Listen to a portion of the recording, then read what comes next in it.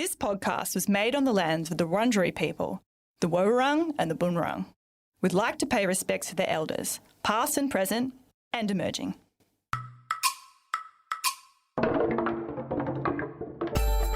From the Melbourne School of Psychological Sciences at the University of Melbourne, this is PsychTalks.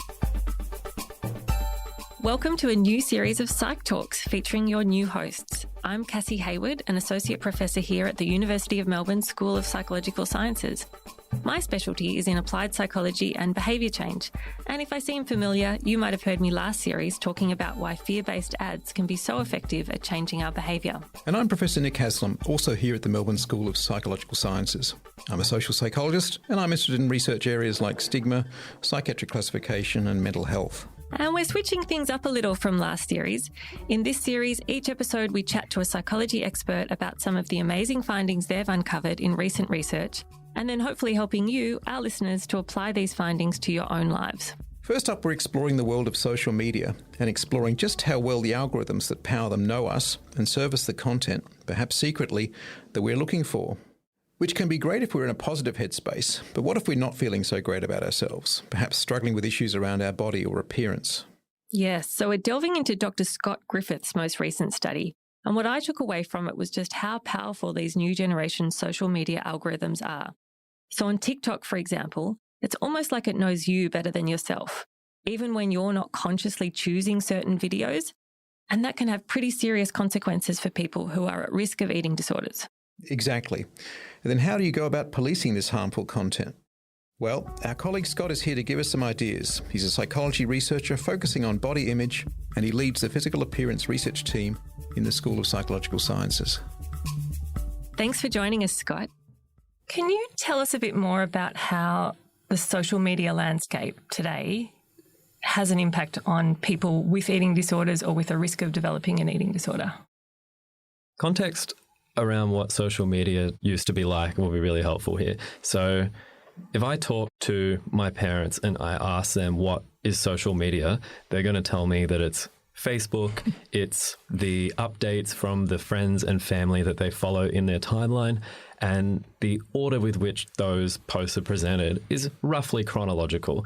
The algorithms that powered that Facebook news feed and that powered all of social media, a decade to 15 years ago, were quite simple to the point where the term social media algorithm, probably not something anyone was talking about or thinking about. In 2023, with TikTok in particular, and to a lesser extent Instagram, these are algorithmically driven, hyper-personalized content delivery machines.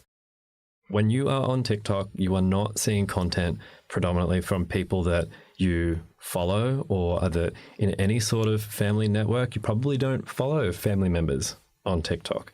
It's a very different beast, and it's that has really changed the game for vulnerable people on social media. So that's really helpful for old people like me, Scott, because I'm probably more like your mum and dad in this. So just backtracking a little bit to get more detail into the different social media platforms. So obviously social media is a bit of a catch-all. Can you give us a bit of a more detailed rundown about just precisely how Facebook versus Instagram versus TikTok happens? And then we can maybe go more into the TikTok algorithms specificity there. Great. So your experience on Facebook is you choosing who you're going to follow. They'll largely be family and friends. And then your timeline or newsfeed, the content that it delivers to you, will largely be whatever they are posting, maybe pages that you follow as well. You might get advertisements from the Facebook Marketplace add-on that runs in parallel with Facebook. And then Instagram as kind of the millennials social media platform, similar in the sense that you have a lot of content from people you follow, but it also introduced this thing called the Discover page, which was entirely algorithmically driven. And this would use a lot of volitional actions that you might take on the platform.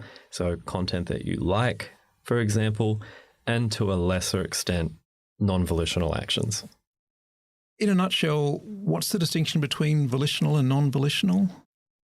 Volitional social media are the things that you do consciously, like liking a video or following someone, and non-volitional, that's the more unconscious things that you do, like the amount of time you spend watching a video or how long it takes for you to flick away from a video that you don't want to see. And then enter TikTok, which is the Zoomer Generation Alpha's platform of choice. And now the entirety of your use there is algorithmically driven. There's no friends and family that you follow before you see your first video. It arrives at you, and what you see is less determined by your volitional actions. So you might think, well, okay, if I don't want to see content of type X, I just won't like that content or follow people who produce that. And social media of old would have been quite sensitive to that. That is not the case for newer platforms. They're responding to non-volitional actions, like the time you spend watching something. And if engagement is just the time you spend watching it, it no longer has an effective valence. You can get more content that has made you anxious if you've spent more time watching it, even if you didn't like it. That's quite a substantial difference. So non-volitional in this sense just means stuff that you're not deliberately controlling. That's it. So it's still choice at some level, but you're not aware of how that choice is being manipulated or used.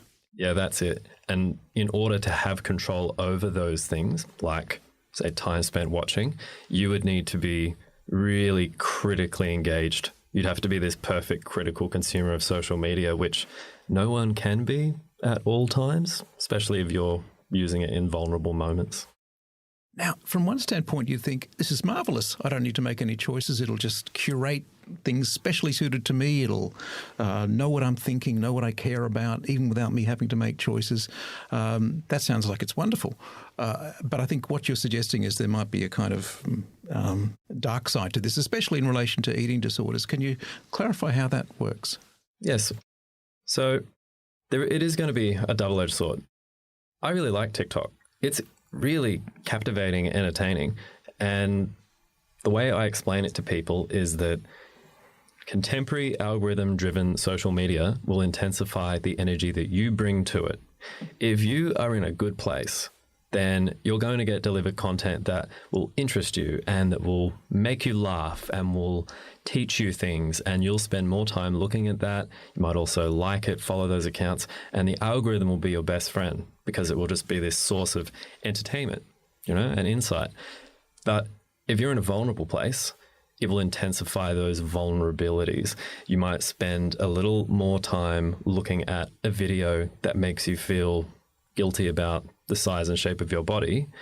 Now you will get that. If you didn't like it, you're more likely to get that. So in the context of eating disorders, where people definitionally are vulnerable to concerns, anxieties about their eating, their body weight, their body shape, they are then at risk of falling into these intensifying over time eating disorder echo chambers for which they may not have frame of reference because they don't know what other people's TikTok feeds look like.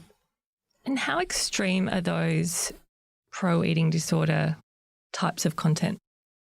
Pro-eating disorder in this context is unequivocally extreme material. So a pro-eating disorder video might be something like teaching young people how to convince others that their weight loss is due to something else other than their desire to be thin, so that they won't trigger any red flags or can get away with the weight loss for longer. It's the kind of content that you take 100 people, 99 are going to go, that's toxic. It's not in this ambiguous dieting space. And you can get there through what you explained, these non-volitional moments of spending more time on content that might lead you down that path to that more extreme content. Correct. And I presume this kind of pro-eating or pro-eating disorder or pro-muscle content or whatever your pathway ends up being exists on the other social media platforms. So how is it so different in the TikTok algorithm in terms of either what gets served to you or how that content is kind of found by the user? Good question. Yes, that content exists on, for example, Instagram. So TikTok and Instagram both have this type of content there. They both have efforts that they do in good faith, I presume, to censor some of the material that is hashtagged with obvious hashtags like pro-ana that can be detected and censored. Pro-ana means pro-anorexia, right? Yes. The distinction is that in Instagram, you, again, are predominantly being served content from users that you follow or like. And because that algorithm is more sensitive to volitional actions, you can put a set of changes in place, perhaps banning certain influencers or you blocking them, and it becomes reasonably low in likelihood that you'll just come across it. TikTok, because it's preferencing non-volitional behaviors, it's always funneling you back to that content. The arc is always there, and that's what gives it the greater potential for harm. And I guess another side of TikTok that I think you will mention in your research, the idea of you can use filters. So you can use glamour filters for your face or skinny filters or six-pack filters for your body. How do those play into, because that's a volitional, you're choosing to use that filter. So that's a bit different to this kind of leading down an algorithmic path. But how do they play into the research that you're doing? Great question. The research we've done has just been us getting inside the algorithm, but an entire 2024 line we want to do is on exactly those beautification filters, appearance changing filters, because they're at the point now where the sophistication is really, really impressive. 2 examples. 2 filters came out on TikTok earlier this year, Bold and Glamour. And these were the first 2 filters on social media that could update your appearance dynamically with you interrupting the frame of field, right? Or just the field. So what this means is that where your old school filter might have required you to stay still and you can get a photo, this one, you can record a whole video moving around, put your hand in front of your face, and you will have whatever changes it suggested. And it's changing the way people think about ideal bodies, because 10, 15 years ago, talk to plastic surgeons and people bring in photos of the people they want to look like. Might be a model and I want her nose or I want his jaw. Now it's becoming more common to have the photos of yourself just better. That's a very challenging one too, because you can always be a little bit more symmetrical or a little bit better. So people's idealized bodies are shifting to themselves, filtered versions of themselves. And I mean, I think it's fascinating. We'll hopefully know more about it next year. Is that likely to be better or worse? I mean, more or less dangerous? Because you could say, well, if you simply want a touched up version of yourself, then at least that's a reason to have some level of pride. You sort of like the foundations, even if you could maybe improve around the details, versus if I wanted to turn into Rob Lowe, again, showing my generation, that's not going to happen, right? So is this, you could say this is more benign if people are coming to a plastic surgeon with a enhanced version of themselves versus someone completely different. Yeah. Or does it have a downside in that people can now actually see in real time dynamically their better looking self? Does that make them more passionate about having to change to be that self? Great question. And we're going to stay open-minded about it, because I think there can be pros and cons. Plastic surgeons often are having to deal with managing the expectations of clients that come to them. And in theory, it's a lot easier to make a tweak which is based on someone's actual face than them bringing in the face of someone who is not them, in theory. But whether or not that's also making them more likely or making them more fervent in their pursuit of cosmetic surgery, not sure. Is it likely to be the same for facial beauty and physical shape and muscularity? I suspect so. And these algorithms now can give you that muscularity. Like if you wanted to see what you would look like with a more V-shaped torso as a young man, you can do that now. The sophistication that's out there is considerable. And I suspect that it is the variety of offerings and how niche you can get things that will encourage that micromanagement of people's appearance even more so than what's allowable now. Because if you wanted, for example, to see what would my face look like if my ears were a little bit different, you can look into that specific filter now. I think there's an endless technical ability to critique one's own appearance. It's fascinating and terrifying. I want to change tack a little bit. About 20 years ago, I'm showing my age now, Sam Gosling did research looking at how you could give a pretty good personality assessment of someone if you just looked at their office space or their living space or their bedroom. Is the TikTok For You page the kind of new and improved extreme version of this kind of personality assessment? How much could you tell about someone just by looking at their For You page? Plenty. A large part of the reason that we embarked on this was because of early media reports in 2018, 2019 of people being floored by the ability of this algorithm to show them things about themselves that they knew, but then also reveal things about them that it's not that they didn't know it, but they certainly weren't at the point of speaking about it yet. And those reports just kept cropping up. And I love social media, and I've been using it for, all the way back since MySpace. TikTok's algorithm was a leap beyond whatever had come before. It made Instagram's Discover algorithm look pretty weak. The difference surely is that whereas Sam Gosling in these old studies was looking at things people had chosen, so if you put photos of your kids or your family or loved ones on your desk in your office, it's a sign that you're an extrovert. And if you have a lot of nature shots, you're an introvert. Or if you have your bedroom, you also did bedrooms, you've got messy stuff everywhere, you're probably not so conscientious. And if it's everything very neatly organised, you are conscientious. It's all those volitional acts. But I guess what TikTok is doing, the algorithm is doing, is picking up on all these non-volitional things which say an awful lot about you. Yeah. And I wanted to put that idea to the test a bit. So in our study, which I'm sure we'll talk about in a bit more detail in just a second, we looked at how successful we were predicting whether or not someone had an eating disorder, which we knew about in advance, based on their TikTok data.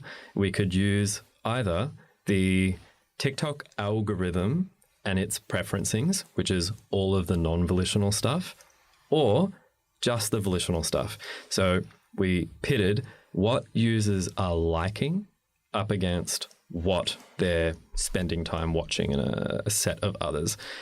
And in terms of their predictive accuracy, it's the non-volitionals. They're significantly more accurate than the volitionals. What you like is less important from a predictive standpoint than just what you watch. So I think part of why TikTok's been successful, whether they intended it or not, is because of that shift. Well, I mean, that means TikTok is sort of a behaviourist. Sorry to get all theoretical here. It's picking up what you actually do, which may be a truer portrayal at some level of who you are than the deliberate choices you make. And that's quite radical. And the fact that it's so powerful is maybe because it's capturing that sort of behaviour, represented through, as you say, how long you watch and stuff like that. But I think you agree. So let's go on to your study. Tell us about it. Okay, so 18 months ago, we saw the writing on the wall in terms of TikTok and its ascendancy to become the cultural driver of youth culture, which I think is now the case. Just as millennials had Instagram, I think Gen Z alphas have TikTok, and it's likely it will be there for, I would be comfortable saying, at least 5 years. So we wanted a study that would not, as was being done in the age of Instagram simply link using social media with a consequence like eating disorders, because that's reasonably straightforward to do. I can give you a self-report questionnaire and you say, I use it all the time. You do an eating disorders questionnaire and now we can say it's positively correlated. So what we did is we used the Australian Privacy Act, and it has a principle in it called App 12, and that means that TikTok in Australia is legally obliged to provide users data if they request it. So with our users' consent, two groups, folks with eating disorders and healthy controls, we had them request their data from TikTok. Now, TikTok is obliged to provide you that data, but they're not obliged to provide it in a usable format. So we made sense of it, collated it all together into a master data file, but then that's a bunch of video URLs. It doesn't say much to you at that point. So we created an algorithm that would take, these hundreds of thousands of TikTok videos, right? And then scrape TikTok's application programming interface or API. That is what allowed us to pull out all of the metadata, hashtags, whether or not someone had liked the content, if they had saved the content. And over time, we were progressively able to build out more and more of what we could see of the user experience. And now, as of this point in 2023, if you give us your consent, we can see every video the TikTok algorithm has ever sent you, everything you've ever liked, if you've saved it from the very first day, no matter how many years ago. So it's this fulsome data capture that can have a perfect story of how your 2023 TikTok algorithm has unfolded. And in terms of clinical utility, that's useful. Is it just the data that you've got in that file? Is it just the likes and the saves and anything you've commented on, or is it also measuring that non-volitional content that you mentioned before in terms of dwell time? Yeah, we have the dwell time as well. Wow. So if it was just a video that appeared on your feed for half a second and then you went up, we've got that too. Wow. And what can you tell us about how your groups differed in that content, your eating disorder group and your healthy controls? So the first thing we wanted to see was, are the algorithms of folks with eating disorders biased toward the kind of content that we know can intensify eating disorders? So we created buckets of hashtags, and hashtags were how we were defining videos, and looked for things that were about dieting, things about physical appearance in general, eating and exercise, and then also the pro-eating disorder content we talked about earlier. So stuff that is unambiguously bad, but is ostensibly censored, so ought not to be appearing in any significant numbers. And the algorithms of folks with eating disorders are notably more biased than folks without. For each and every video that the algorithm sends you, so it has to make a choice every time about what you're going to get next. The chances of you getting a dieting video if you have an eating disorder is between 350 and 550% more likely.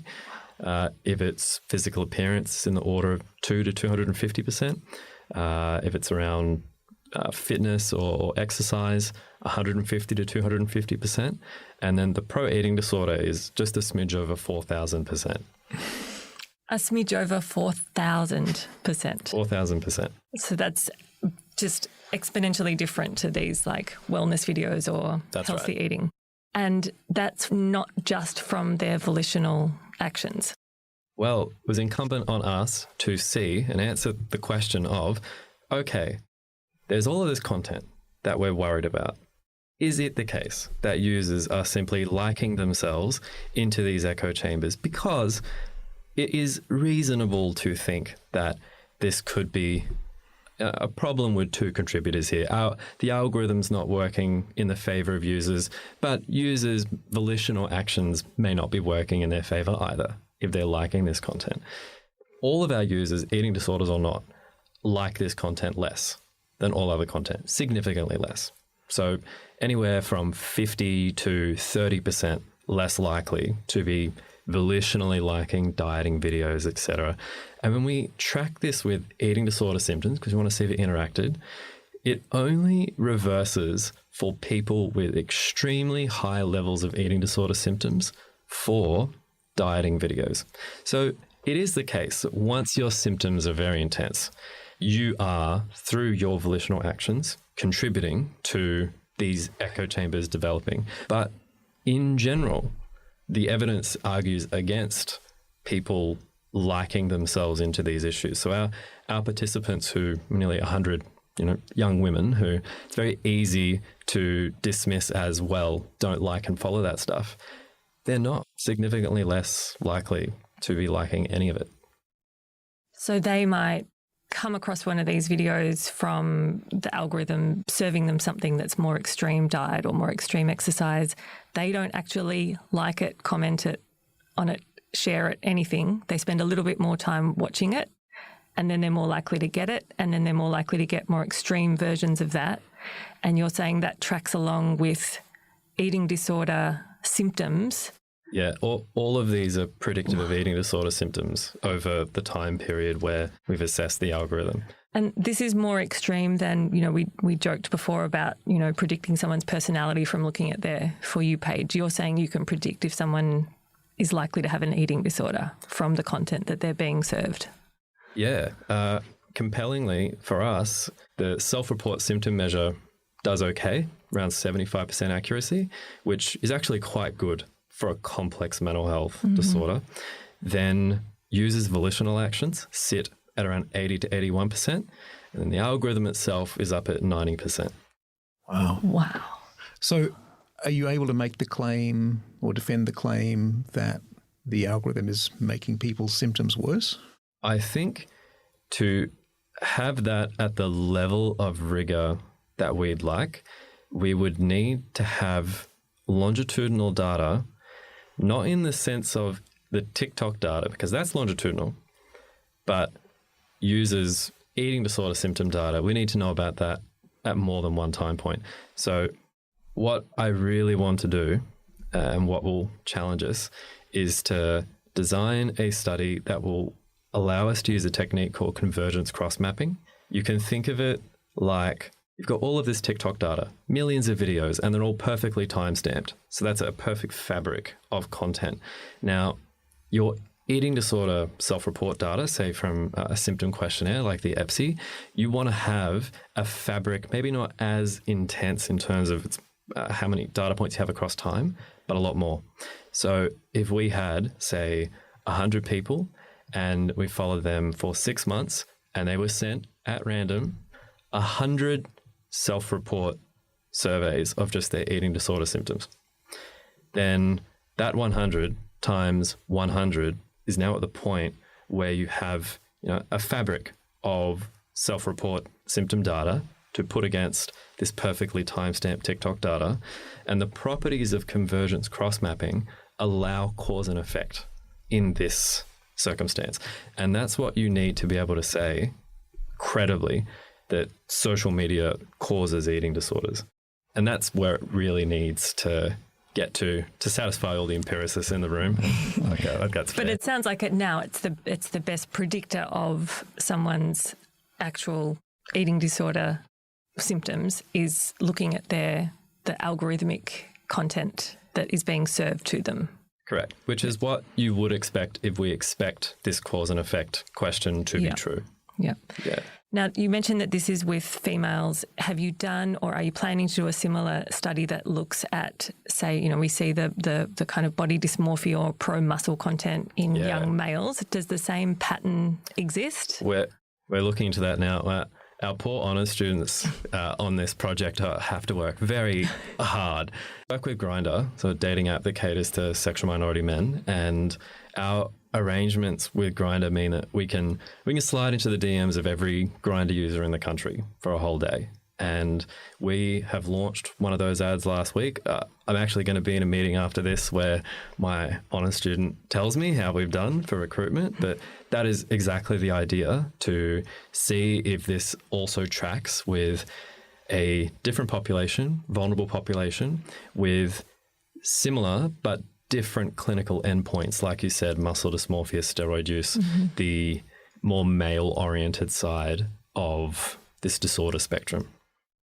And I imagine you're talking about body dysmorphia, steroid users, eating disorders, but I imagine there's a kind of less benign version of this where it's just wellness gone a bit too far. So you could probably see the same pattern with females or males who might just be getting pushed to go to the gym a bit more or run a bit more or eat a bit less, but not to that level of clinical eating disorders. Do you think that same pattern would emerge in that kind of non-clinical sample?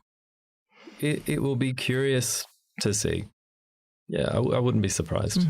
I'm going to put my mum hat on here because a lot of what we've talked about today, I think, will scare a lot of parents about social media. And I think just banning social media is obviously not going to be the answer to help kids. But what can parents do to help let their kids use social media safely, maybe inoculate themselves against these risks that you've talked about, or help them out of a bad place if they know that their kids have kind of gotten to that right. level?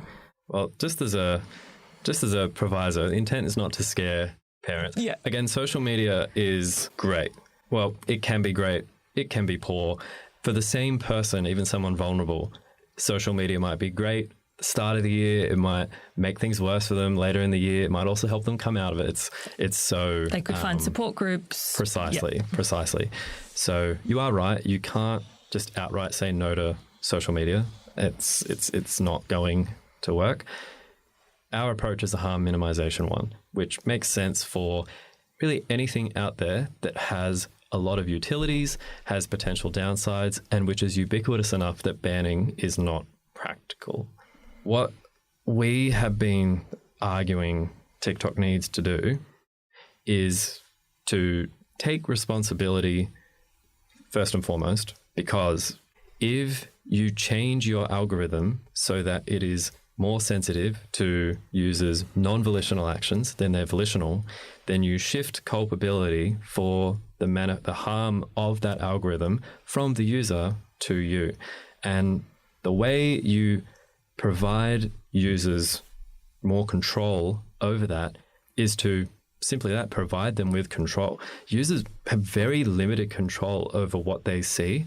The provision of things like, a little flag so you can report this content and see less of it is useful, but you would have to do that for every single video. And people see tens of thousands in our data per month. It's not reasonable. What we want is for TikTok to work in a model of volitional filters, which one is what we're proposing, I'll talk about in a bit, but also to provide users insights into what their algorithm is showing them. It's reasonably easy to visualize an algorithm. You can imagine like we call it a waffle plot, where you've got an indicative 100 squares in a 10 by 10 grid, and this represents your algorithm. And then every red square might be a dieting video, for example, and it can show you if these have been increasing over time. This is the proportion of your algorithm that is dieting. Has it increased since last year? Up arrow, if not, down. And if you can just tap it and see less of it, do you want to see less? Yes. Then it can be a filter-wide change that doesn't require you to select each and every video that comes across that you don't want to see. And then a user can actually be insulated from the content that the algorithm will otherwise always be shunting them toward over time. Like that's a useful approach. I should say that Cassie's mum's hat is very stylish, has lots of feathers. I mean, those here cannot, the listeners can't see this, but it's a remarkable hat. So this idea that harm minimization is not just up to the consumer, but actually up to TikTok as well, sounds great. But what kind of leverage do you have with a huge company like this? What can you possibly hope to achieve? Really smart strategic question. So TikTok has a reputational crisis at the moment. Them being dragged over the coals in the US Senate hearings earlier in the year, the fact that their provenance in China calls into question, some unfounded, but also some founded questions about their care for the health and well-being of users. Unlike technology companies that they compete with, say Meta, who definitely have friends in Washington, DC, TikTok doesn't really have those friends. So for them to avoid the legislation calling for their outright banning in certain states in the US, it's even been discussed here, should TikTok just be banned in Australia? The legislation they're up against is company ending. So for them to get a win in terms of user well-being is a strategic imperative. So in a sense, we're taking advantage of this moment where TikTok feels more compelled to act in the interest of users' health and safety than perhaps they otherwise would, which is why the pressure needs to be, multi-fronted, multifaceted. And do you think it's likely that that will happen? I think insofar as the kind of filter that we're advocating for them to set up, I think we can, because we positioned it as a win-win-win for everyone involved. And I think it is. I actually think it is. And I love this systems kind of approach that we can kind of fix the algorithm, fix the experience so that it's not up to the user. But until that happens, I'm keeping my mum hat on, how does a parent help their kids navigate that experience more safely until, you've got these checks and balances in place at a kind of systems level? What can we do in the meantime? Well, education is part of it. I think a useful thing to tell kids, students, and which we do, is that social media intensifies the energy you bring to it. If you're feeling good, probably bring you content that makes you feel good. If you're feeling poorly about yourself, probably get stuff that intensifies those feelings. Includes anxiety as well. If you punch in, do I have ADHD, which is an anxiety that a lot of young kids have, you will not feel better after the content you get given. It's not going to take away the anxiety. So it's social media intensifies the energy you bring to it. If you're in a bad place, if you're feeling upset or stressed or anxious, don't get on it. Save it for when you're feeling good, which is kind of an approach for a lot of stuff that has harm minimization as part of it. Don't use it when you're feeling bad, because you might end up feeling worse. You can apply that to all sorts of things, like drinking. And then on top of that, it would be to take advantage of the features that TikTok has as inelegant as they are, to try shape what you see. Don't rely on just, I didn't like that video. If it's a video that made you upset, say that you don't want to see more of that, because anything short of you saying, I don't want to see more of that, is a signal for you to see more of that, because you probably spent more time looking at it by virtue of having that thought. And I don't think most people use social media like that. They very rarely will say, I didn't like it. They just scroll off it. That doesn't matter anymore, unfortunately. I love that advice both of those points of advice. But I just want to go back to the idea of telling kids not to use social media when they feel bad, upset, whatever. And I love it as a piece of advice, but I think it's really hard in practice because say a kid has a really bad experience at school, gets in a fight with someone, gets left out, not invited to a party, something, had a falling out with someone. We know from research that looks at rejection and ostracism that after an experience like that, they are going to want to regain that sense of belonging somehow, right? And for kids, that sense of belonging might come from going to their social media communities. I use that term very loosely, but for them, that's where they might then get that sense of belonging back, right? So how do we convince them that that's the wrong strategy, that these aren't real communities, that these aren't the way to get your sense of belonging back, and in fact, it's going to make you feel worse?